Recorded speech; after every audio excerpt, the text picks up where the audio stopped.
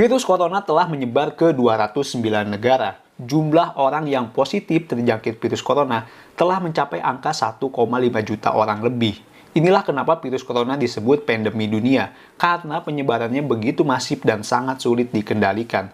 Pastinya banyak aspek kehidupan yang terdampak gara-gara penyebaran virus corona ini. Nah, kira-kira apakah virus corona juga berdampak terhadap YouTube?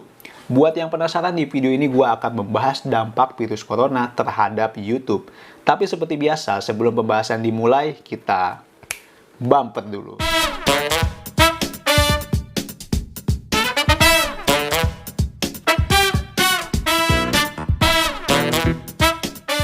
Mamayo, salam kenal, balik lagi dengan gua Sandy Fardiansyah, dan selamat datang di channel teman YouTube. Bagi teman-teman yang baru aja datang, di channel ini gua memberikan informasi seputar YouTube dan bagaimana menjadi seorang YouTuber. So, bagi teman-teman yang tertarik mengenai YouTube dan ingin menjadi YouTuber, langsung aja subscribe channel ini dan nantikan video terbaru dari gua yang pastinya memberikan informasi bermanfaat seputar YouTube. Buat lu yang masih pada keliaran di luar, udah cepetan balik ke rumah. Ini virus corona tuh berbahaya banget. Oke, mungkin saat ini lu sehat, tapi lu harus ingat di rumah kan ada orang tua, ada anak dan istri, dan kita juga memiliki tetangga yang mungkin saja kita menjadi penyebab mereka tertular. So, kita ikutin aja anjuran pemerintah untuk tetap tinggal di rumah. Kalaupun terpaksa harus keluar dari rumah, pastikan lu menjaga kesehatan.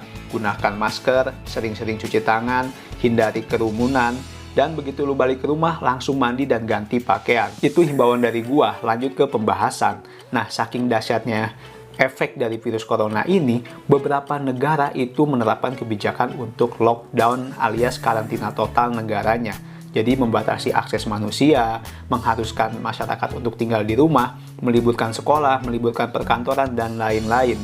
Ini nggak lain untuk mencegah penyebaran virus corona yang begitu cepat. Nah, kira-kira dampak yang begitu dahsyat ini terjadi juga nggak sih terhadap YouTube? Nah, di video ini gue akan jelaskan dampak yang terjadi terhadap YouTube akibat mewabahnya virus corona. Dampak yang pertama, YouTube membatasi pekerja yang ke kantor. Kebijakan ini hampir sama dengan perusahaan dan kantor-kantor yang ada di Indonesia dengan membatasi jumlah pekerja yang datang ke kantor dan mulai memberlakukan yang namanya work from home.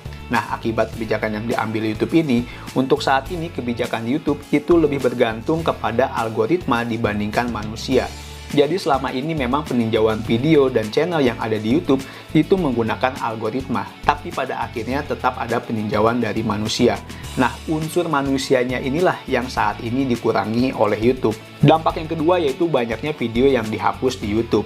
Nah, ini merupakan implikasi dari kebijakan YouTube untuk merumahkan sebagian karyawannya. Jadi untuk saat ini banyak video yang diunggah di YouTube itu dihapus, walaupun sebenarnya mungkin beberapa video tersebut tidak melanggar aturan atau kebijakan YouTube. Hal ini dikarenakan tidak adanya peninjauan langsung dari manusia. Nah, dampak lainnya bagi konten kreator pastinya ada. Misalnya bagi teman-teman yang mengajukan program partner YouTube, untuk saat ini prosesnya menjadi lebih lama. Kemudian bagi teman-teman yang protes ketika videonya dihapus, nah untuk proses peninjauan ulangnya ini pun pastinya memakan waktu yang lebih lama dari biasanya.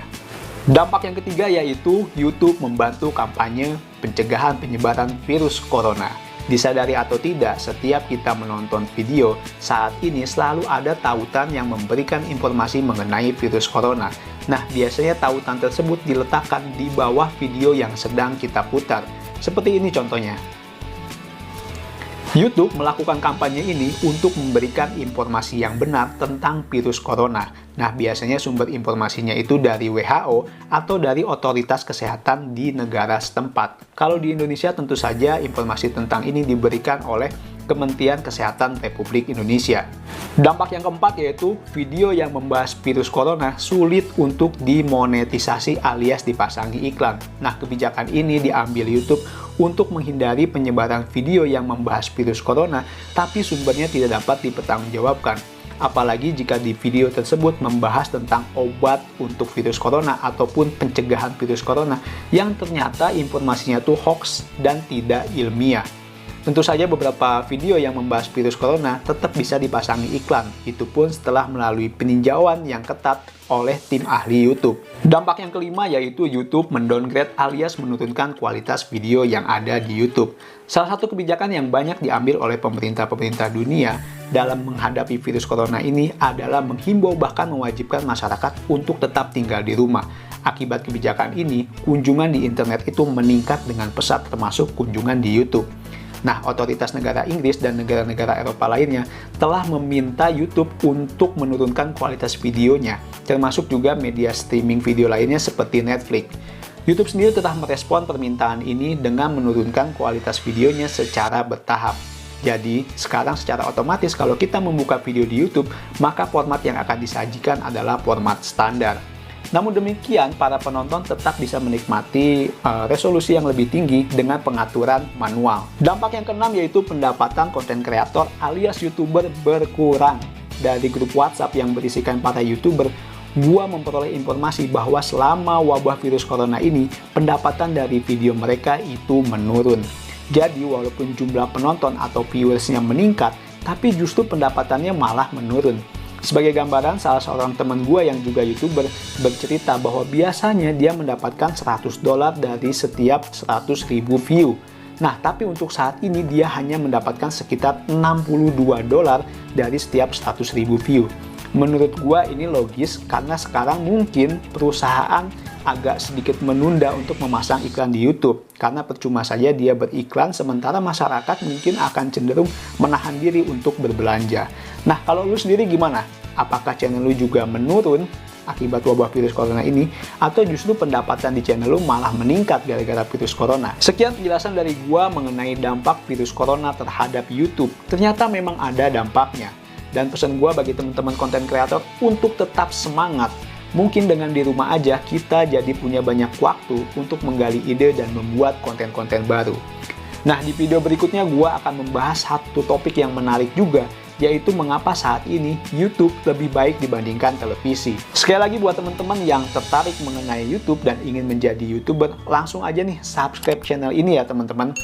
Jaga kesehatan, stay safe, dan terima kasih buat teman-teman yang sudah menonton video ini. Jangan lupa untuk like, komen, dan bagikan video ini jika dirasakan bermanfaat.